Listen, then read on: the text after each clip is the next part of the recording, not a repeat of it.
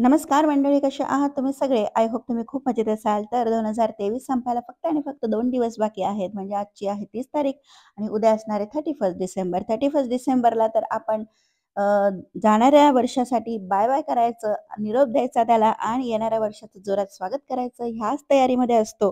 पण तत्पूर्वी 2023 मध्ये ज्या काही छान-छान घटना आपल्यासोबत घडलेल्या आहेत, जे काही आनंदाचे क्षण आपल्यासोबत झालेले आहेत, त्या सगळ्यांना मनापासून धन्यवाद द्यायला विसरायचं नाही. 2023 ने आपल्याला भरपूर काही आनंदाचे क्षण दिले असतील, काही अनुभव दिलेले असतील, चांगले दिलेले असतील, समजा काही वाईट दिले असतील, पण त्या अनुभवातून आपण काहीतरी शिकलेलो आहोत.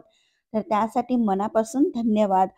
काहींनी बरेचसे आपले गोल्स अचीव्ह केलेले असतील, फायनान्शियल असतील, हेल्थचे असतील, रिलेशनशिपचे असतील, अजून बरेचसे असतील. तर त्या सगळ्यासाठी ग्रॅटिट्यूड एक्सप्रेस करा. त्या प्रत्येक क्षणासाठी सुंदर असं आयुष्य आपण ह्या 2023 मध्ये जगलो. त्यासाठी ग्रेटफुल राहणं खूप महत्त्वाचं आहे. अगदीच काही आपले गोल अचीव्ह झाले नसतील तर तरीसुद्धा आपल्याला पूर्ण वर्षभर छानपैकी खायला होतं, प्यायला पाणी होतं, श्वास घ्यायला हवा होती आणि आपलं कुटुंब आपल्यासोबत आहे.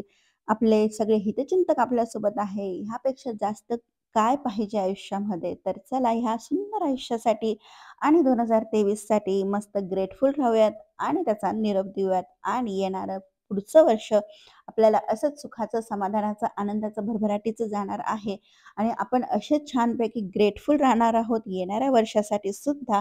आणि ही ग्रॅटिट्यूडची जी सवय आहे ती आपल्या सर्वांमध्ये अशीच छान-छान राहो. कारण कारण ग्रॅटिट्यूड एक्सप्रेस करणं ही खूप चांगली सवय आहे आणि त्यामुळे युनिव्हर्स आपल्याला खूप असे चान्सेस देतो, की आपण अजून ग्रेटफुल राहू प्रत्येक गोष्टीसाठी.